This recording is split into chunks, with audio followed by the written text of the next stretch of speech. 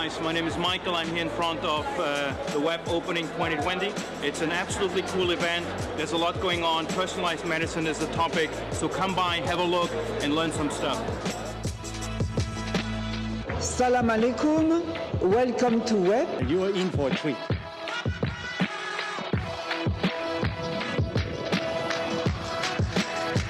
Be brave and remember, you know more about your idea than they do, so you always have the upper hand.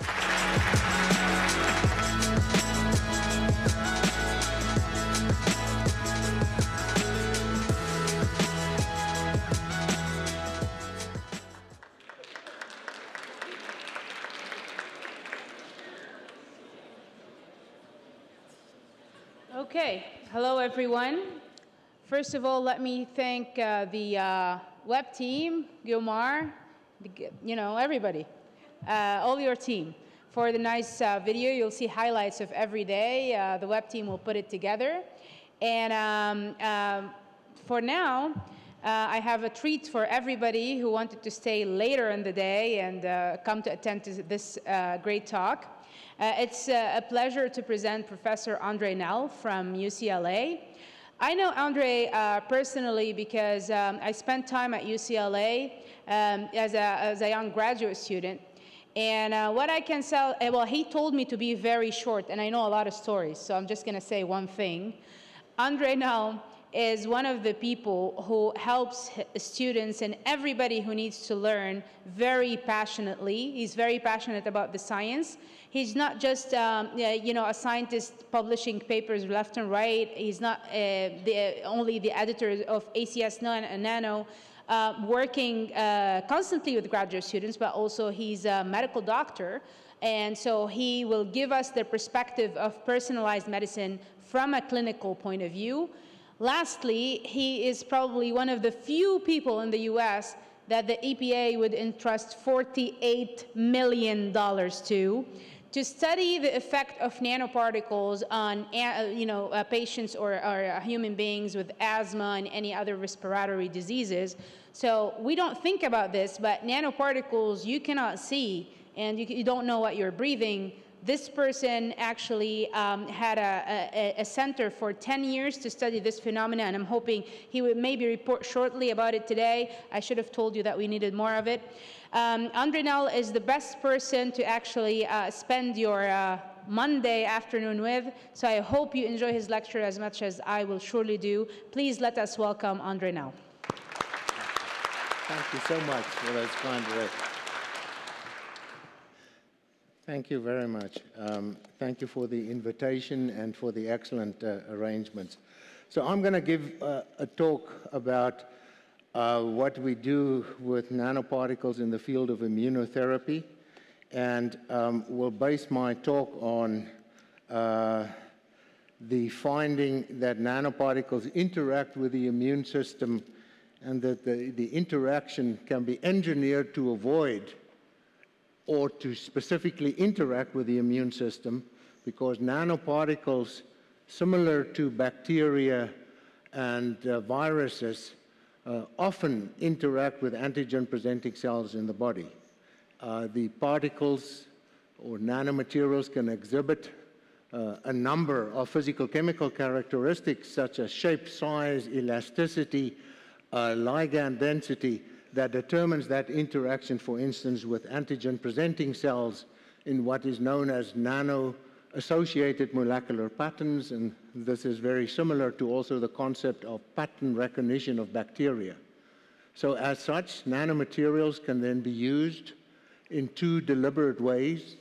The first is to provide immune stimulation. And this can be either desirable immune stimulation, such as vaccine development, or to develop effects on tumors.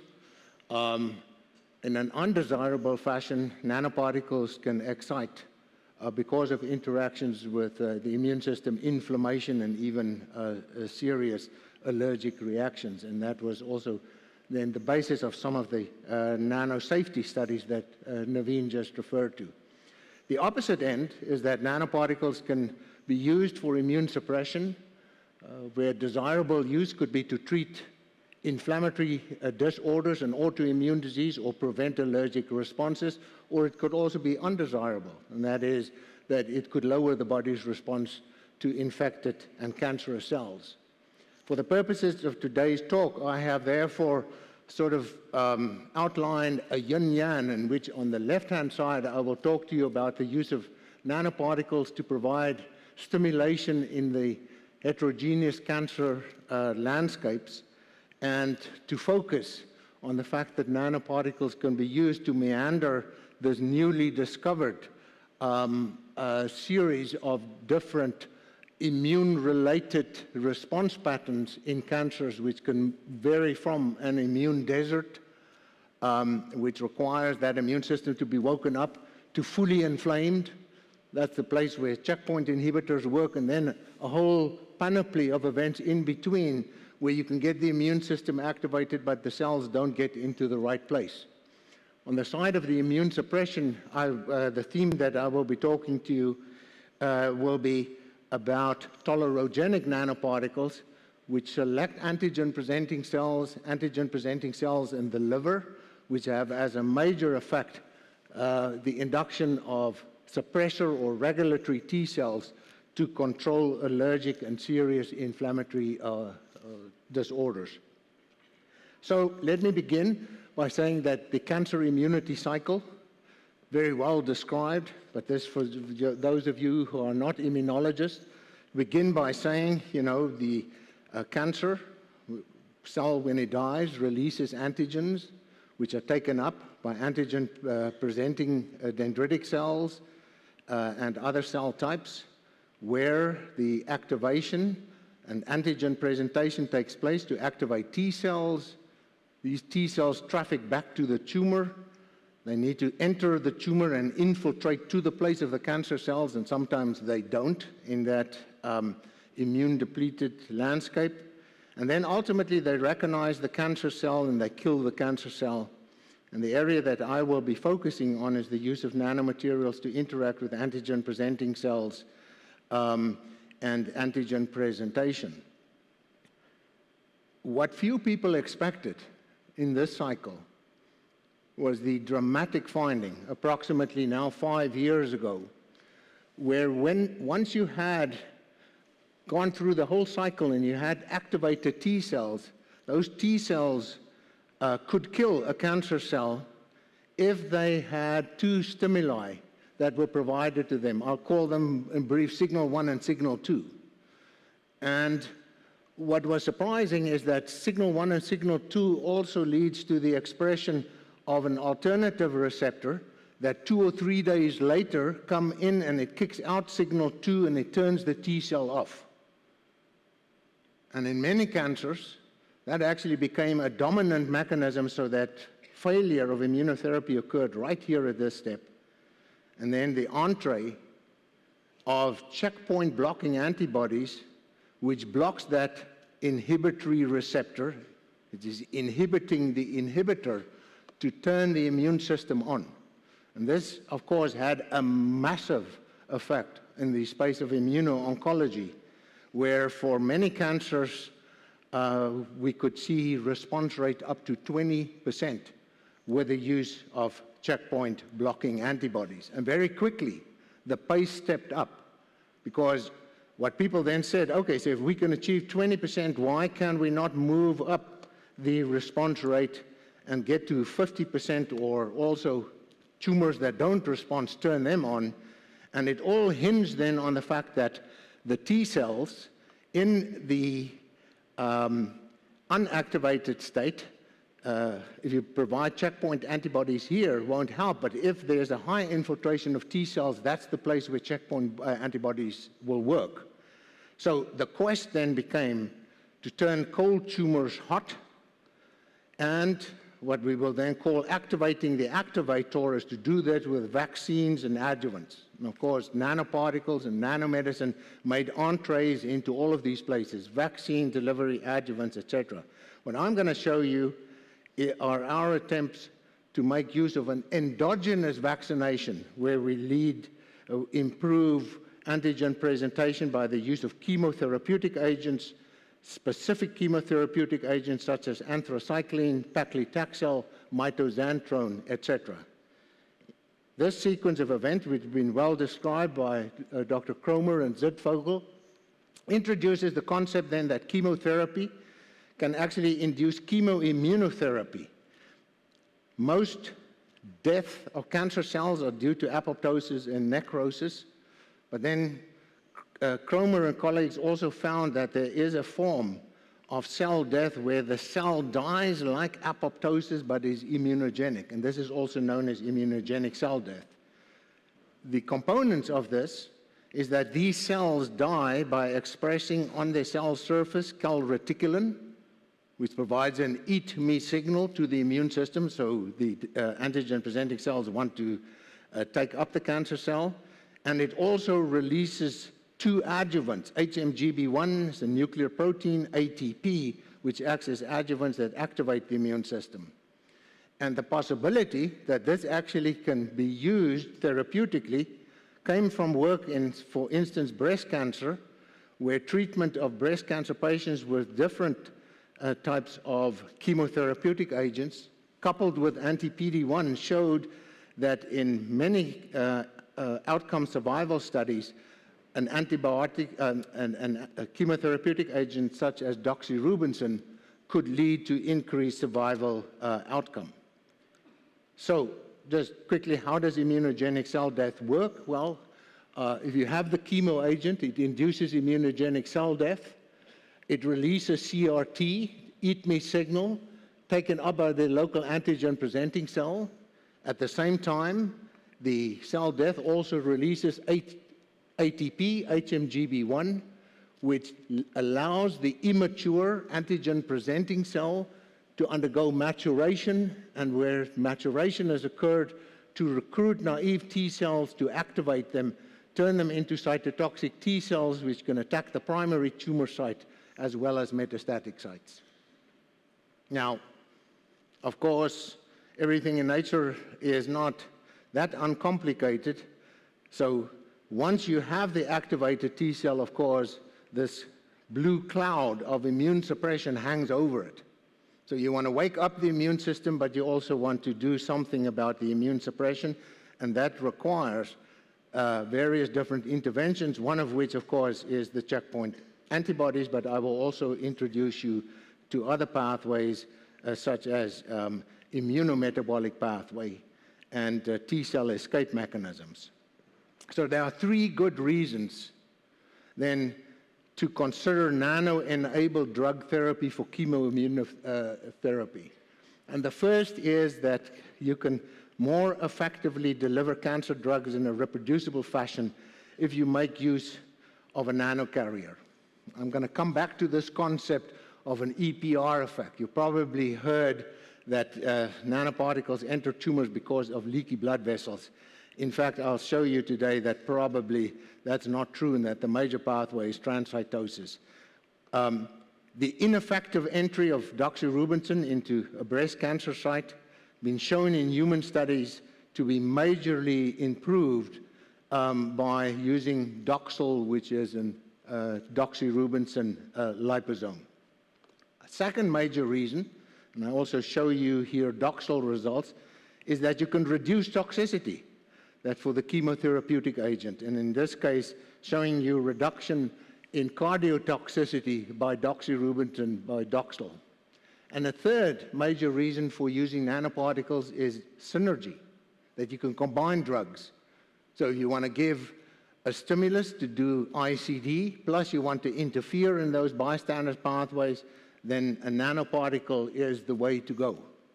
So I'm going to show you just briefly a few extracts of many different things that we're busy with, and that is, for instance, in triple-negative breast cancer, which remains one of the deadliest cancers. Once it has metastasized, there's almost no cure, in which the screening of chemotherapeutic agents in animals, where you use dying cancer cells to evoke the immune system, and then you inject the cancer cell untreated a few days later on the opposite end, has led to profiling of a number of different chemo agents, among which mitoxantrone and doxorubicin for inducing an immunogenic response for breast cancer. So in one example then is using mitoxantrone as an anthracycline that's loaded into a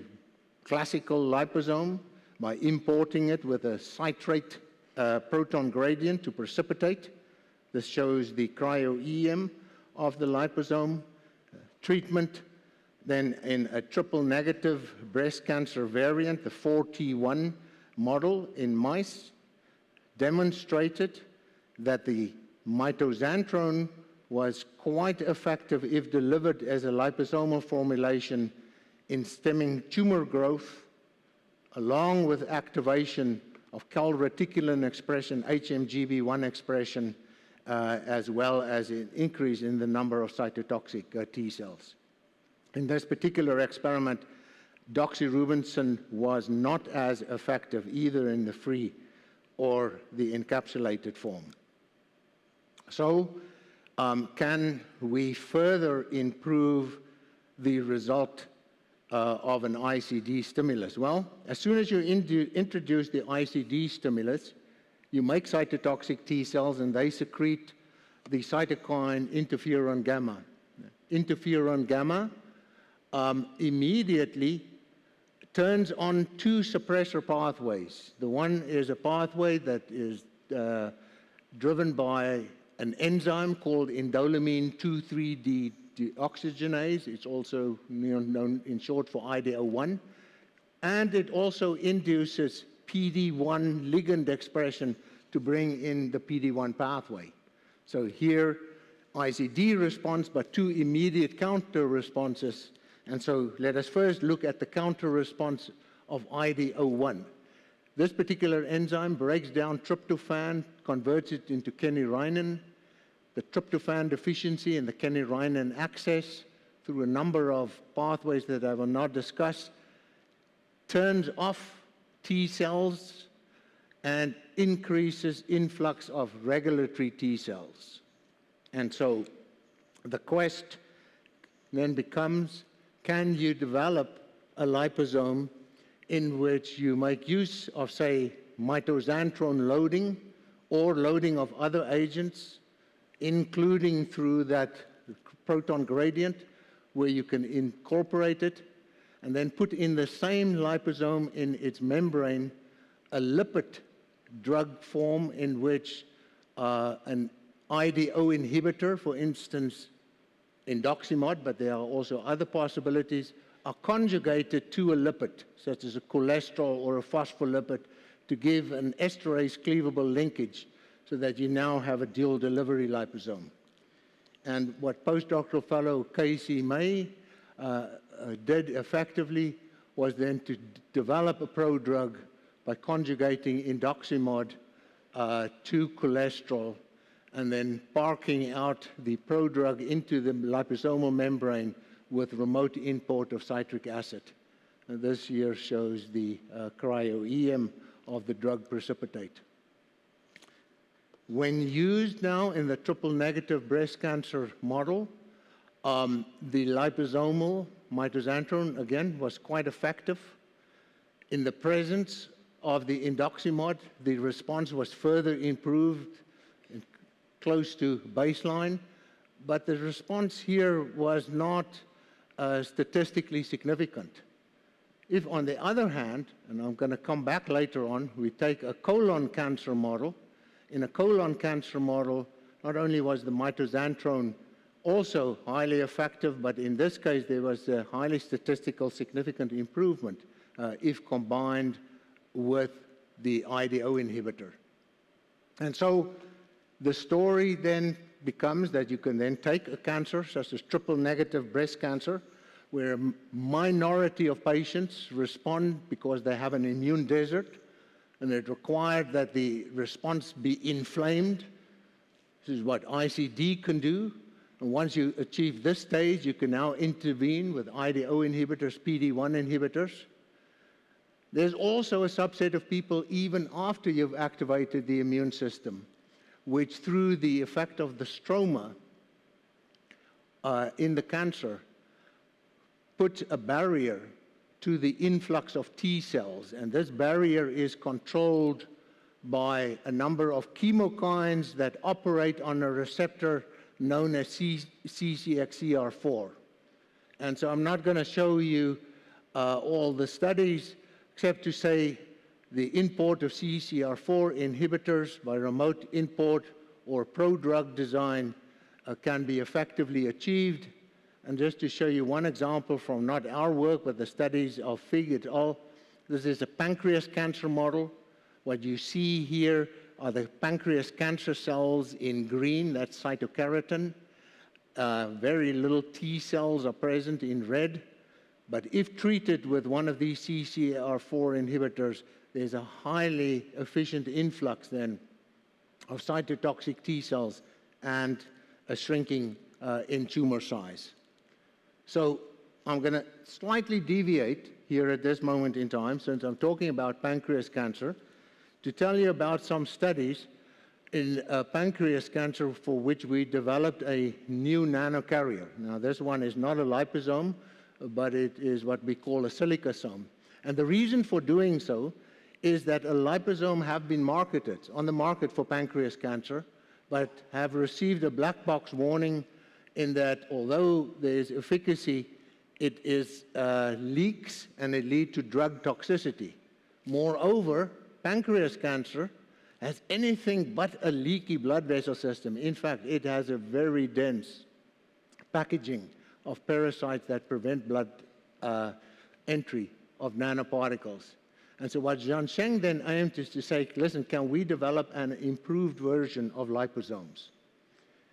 And the model that he will use is a pancreas cancer model where orthotopically into the pancreas, you put in a pancreatic cancer cell, which expands, it grows out tumors that you can image after 2 weeks, and then it metastasizes, and IVUS imaging allows you to see all the tumor metastases. This actually was work that with Fraser Stoddart and Jeff Zink, Naveen was involved with, where we built a series of mesoporous silica nanoparticles out of a silica source and a surfactant, and then calcination, and you remove the surfactant to give you a series of particles that had very high drug loading capacity. We thought that we can use this as the basis for adding, like for a liposome, a lipid bilayer, and to couple the process into a high design process where we put a protonating agent that allows us then to import irinotecan. This is also the chemo agent that is delivered by the Onavid liposome. And so high upscale production was achieved of a carrier now that not only resembles a liposome, except that it has this high interior packaging space where through electrostatic van der Waals and hydrogen bonding, we could achieve much higher drug loading capacity than in a liposome, that a much longer circulatory half-life than a liposome, it leaked less, and it led to much higher intratumor drug content. And so as an example, 5% survival rate. Moreover, these changes were accompanied by a very effective increase in the intratumor drug content, whereas the silicosome could increase it 10-fold, the silicosome could do 30-fold. Another important feature is that the Onavid liposome received a black box warning, and using our own internal version of an irinotecan liposome, we demonstrated that it does not reduce liver necrosis. Both the free drugs and the liposome leads to intestinal damage with blunting of villi, and it wipes out the bone marrow. There's very little content of white cell precursors. In contrast, silicosome had no effect on the liver, the gut, and the bone marrow. So back to the immunotherapy then. important recent discovery was that irinotecan and another drug, oxaliplatin, are potent ICD inducers in pancreatic cancer cells. You do the vaccination of putting the dying cancer cell on the right flank, wait a week, and then inject the left-hand flank. The tumors grow, but for animals that were prior treated with irinotecan and oxaliplatin, there is a reduction in the tumor growth and turning of a cold immune environment hot with interferon gamma production. And if the treatment is combined with anti-PD-1 monoclonal antibody compared to the anti-PD-1 alone, the anti-PD-1 plus anti-PD-1 antibody, you see a response. But if you do the encapsulated delivery, a strong synergistic effect. So an example now of where we could tackle the effect on PD-1. So also want to cycle back to colon cancer because I showed that to you earlier on. If we use the silicosome to treat a colon cancer orthotopic model, the pharmacokinetics, that means drug delivery, is much better. In this case, we use Onovide. The tumor drug dose is better than Onovide. The growth reduction is better than the liposome. And the bone marrow toxicity with the liposome is eliminated with the use of the silicosome. So using this colon cancer model, we are now interested in continuing to develop intervention therapy. So I've shown you effects with anti-PD-1. Some of our most recent attempts was to use small molecule inhibitors that induces a transcription factor that prevents PD-1 expression. PD-1 treated with the small molecule inhibitors decreases at the tumor site. If delivered in a silicosome, the small molecule inhibitor is as effective as PD-1, anti-PD-1, in reducing the animal tumor growth. So just before leaving the cancer immunotherapy, I think here is also an important new discovery that we were able to make with the use of the silicosome drug delivery, and that is to shed light on that thing that I mentioned earlier on, namely an EPR effect, whereas it's often assumed that in cancer, leaky blood vessels is the way in which particles enter tumors. In fact, the progressive realization with a paper that actually came out this week from Warren Chen's group is that most nanoparticle entries into solid tumors does not occur through big, large gaps, but actually occur through transcellular transport channels, a process known as transcytosis. And this mirrors the work from a couple, the Dworaks at Harvard University, who for many, many years actually have described that in tumor blood vessels, there's a vesicular system, known as a vesicular vascular organ, that can import nutrients and can import nanoparticles as well. Moreover, the VVO, in collaboration that we've done with Dr. Erkki Ruslahti, can be turned on by an IRG peptide that binds to integrants at the tumor site. The integrants are overexpressed in many different cancer types, and when it's cleaved, releases a C-terminal end that then switches on this vesicular transport pathway by a receptor known as neuropilin-1.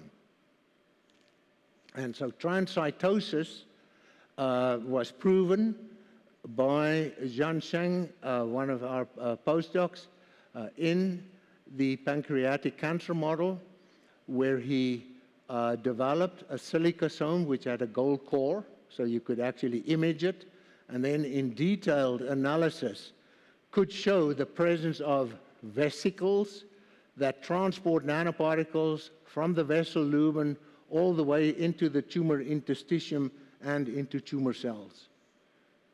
And moreover, the transcytosis pathway was induced by IRG peptide. And the IRG peptide further increased the response in the KPC model, including the immune response. And then I thought that as a contribution to a talk on personalized medicine, I want to indicate that in our work, that Tim Donahue provided us with human tumor samples, which we could grow as xenografts. And these tumor samples were characterized for those that express low NRP1 levels as compared to those that have high NRP1 levels, and doing a silicosome delivery study in the patients with low NRP1 levels, you could not increase the amount of transport beyond what was already present, but it could clearly be done in humans that overexpress IRG1. Okay, so for the last part of my talk, I'm going to now flip to the opposite end of the story. In cancer, I showed you it's important to wake up the immune system to stimulate. If you go to another big healthcare problem, namely autoimmune disease, the annual cost that 23 million Americans are afflicted by it. For cancer, is 9 million. The healthcare cost is 100 billion versus 57 billion for cancer.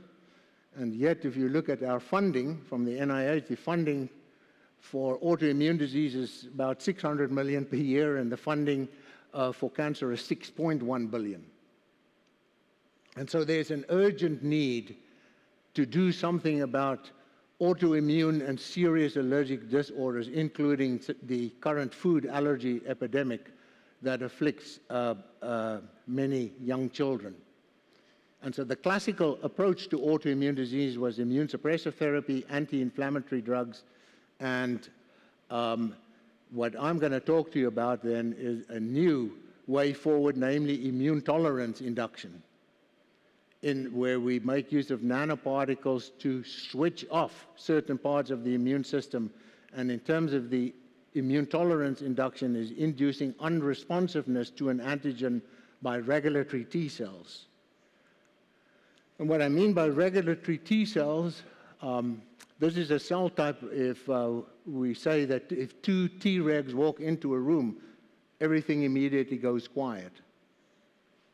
And the idea is that you can use tolerogenic nanoparticles that select antigen-presenting cells, and I will particularly talk about antigen-presenting cells in the liver, to switch on these Tregs that take control of effector T cells that cause serious allergic and autoimmune disease. A prototype of tolerogenic nanoparticles, there are many different prototypes, the most successful of which was developed by Selecta Biosciences, developed a PGLA particle that can carry antigen, plus rapamycin, and these particles, when injected systemically, find the immune system. They find phagocytic cells, they are phagocytosed, the rapamycin deliver a pharmacological lock-in of these APCs into a tolerogenic state, and so the net outcome is that the immune system is skewed towards generating antigen-specific tolerance by Tregs. We looked at this from a perspective that the liver is a major site for making tolerogenic T cells. Moreover, known that if you transplant a liver and a kidney, the kidney is protected.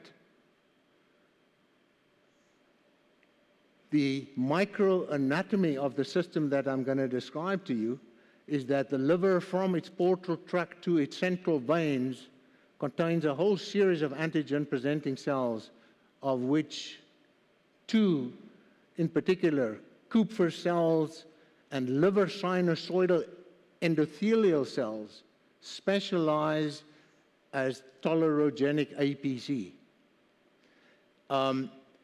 And it's not by a process of phagocytosis, it's by a process of endocytosis.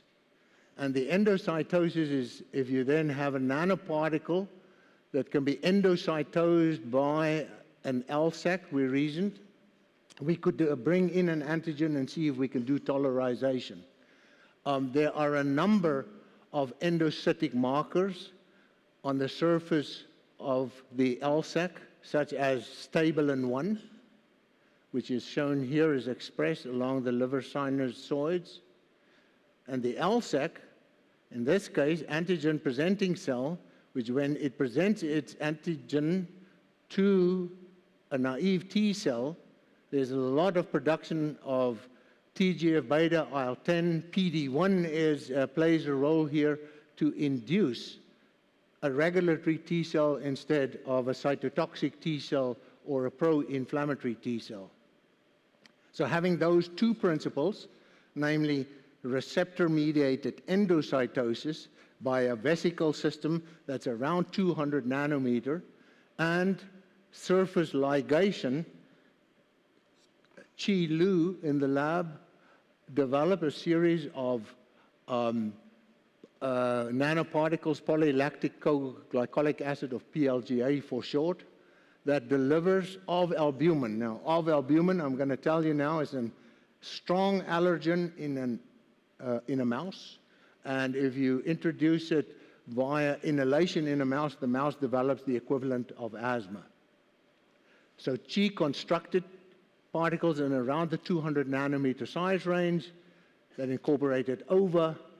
And then she also decorated these particles with mannan, which is a ligand that is recognized by Kupffer cells and LSACs, as well as an ApoB peptide, which binds to stabilin and is recognized by LSACs only. Introduction of the labeled nanoparticles, and here the OVA was labeled. You can see free OVA, all excreted in the kidney, very little go to the liver. All the nanoparticles go to the liver, more than 90%.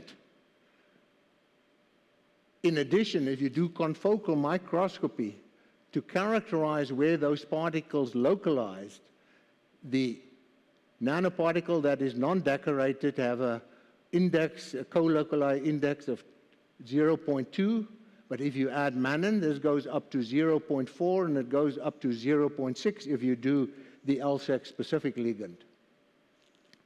So what I'm quickly going to show you is if we now take the OVA, we do a mouse asthma model where we give the OVA intraperitoneal, we wait 2 weeks, and then we let the mouse inhale it, and then sacrifice and look at the lung.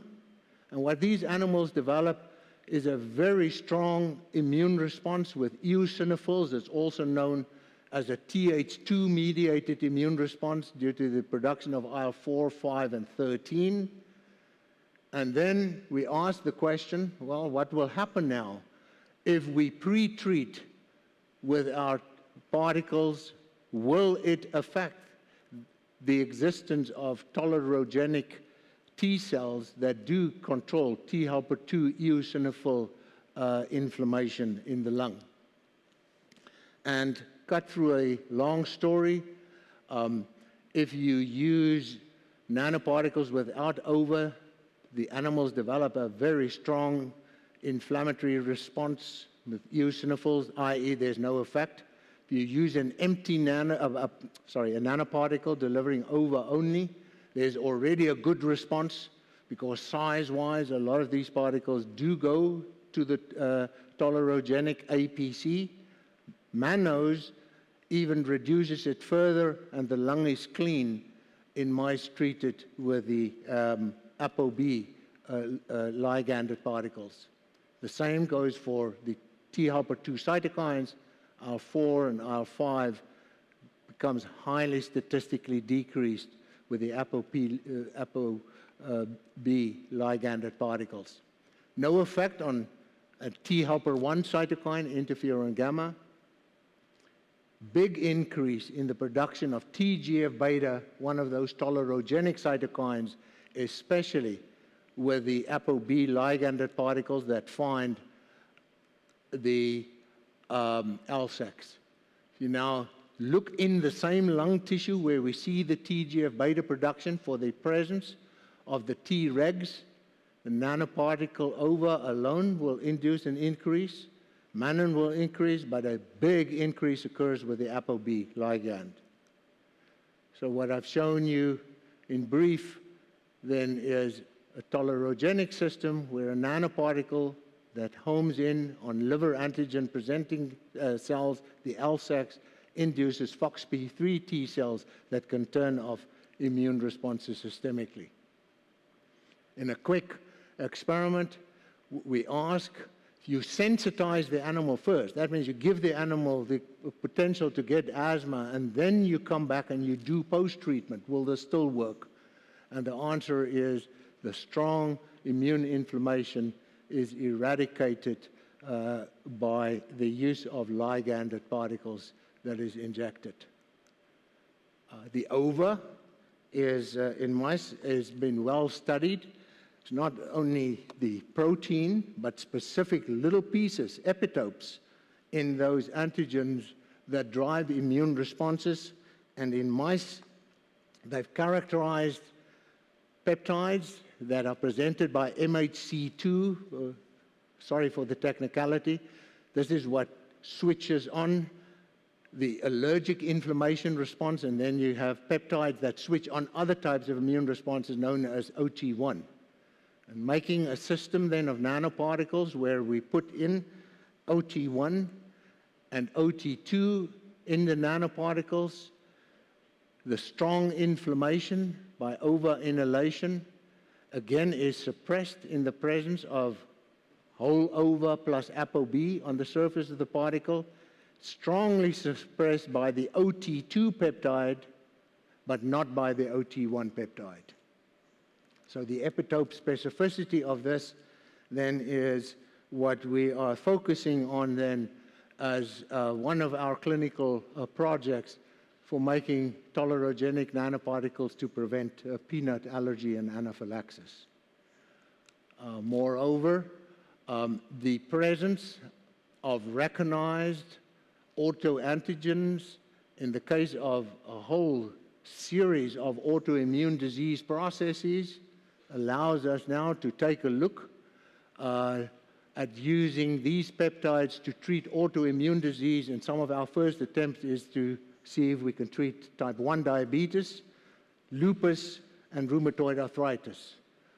We also focus on food allergy, anaphylaxis, allergic reactions to antibodies and proteins, drug allergies, and ultimately I think it will also have an application in organ transplantation. So I want to finish my talk by acknowledging a large number of people who has made strong contributions to this work. We have a multi-PI pancreas cancer team at UCLA, which includes my colleague Tim Donahue and Jeff Zink.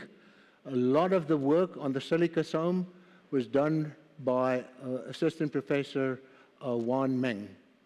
The work that was done on the tolerogenic model involved Associate Professor Qian Jia and Qi Lu, and the postdoctoral fellows who was responsible for the cancer immunotherapy studies is Dr. Zhansheng Liu, Dr. Casey May, and Dr. Sean Allen. And then, of course, valuable contribution by staff and students. Thank you very much.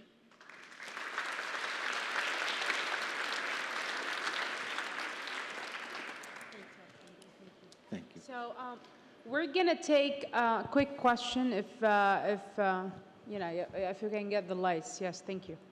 So questions? Yes. Yes.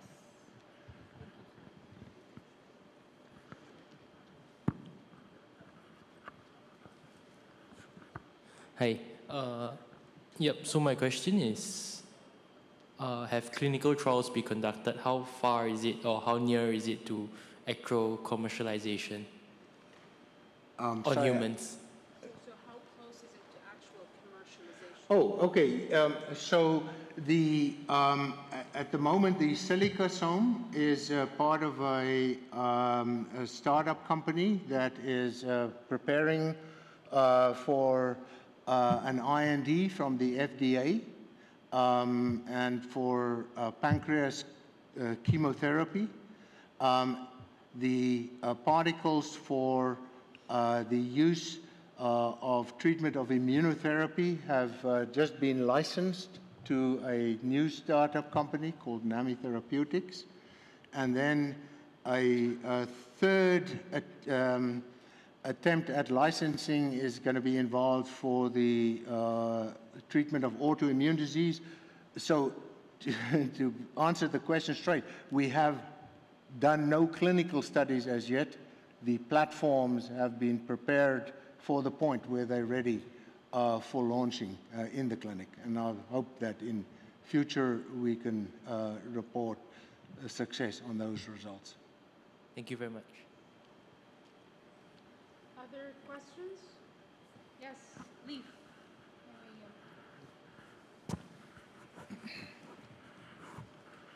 What makes the LSAC cells so good in induced tolerance?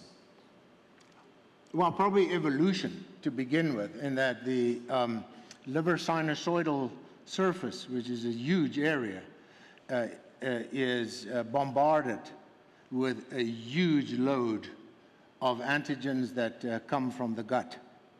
And the specialization that occurred in the liver for uptake of particulate substances, Kupffer cells and other antigen-presenting and other phagocytic cell types tend to remove materials in bulk form. Endocytosis, at the other hand, has important metabolic regulatory functions. And one of the regulatory functions in the case of LSAC is to process antigens in an antigen presentation pathway that presents via MHC2 but switches on. The cell is geared towards the production of IL-10 and TGF-beta instead of Th2 cytokines or instead of Th1 cytokines. So I hope that answers the question. LSAC cells is a polarized cells. In other words, the blood side of the cells are different from the other side, right? So the antigen presentation to the T cells take place in the blood side? Takes place on the luminal side. Luminal side. Right. And the abluminal side, of course, is the side of the LSAC, which does not have a basement membrane. They fenestrate it. Underneath it, you find what is called the space of Dis. And inside the space of Dis is where your favorite cell type, the stellate cells, live. And underneath it is the liver. And if you look at the fenestrations in the LSAC, they're a specific size as well, which probably governs, importantly, liver metabolism and function. So the MHC2 is overexpressed on the luminal side? MHC2, upon meeting with an endocytosed antigen, is increased and expressed on, the luminal side, I see. Thank you. Okay, so in the interest of time, let's thank our speaker. Thank you so much, Andre, for a great talk. Thank you. And I just wanted to remind everybody that there is another type of personalization that's going to go on the theater at 8 p.m. That's music. So there is great jazz performances tonight. So it's not really chemistry and biology that could be personalized, but also music could be, a good personalized medicine in many cases, the music, art, and many other stuff that we're going to have through WEP. But tonight we're going to have music as part of our personalized tour. So I hope a lot of you will enjoy it tonight. Thank you so much for coming.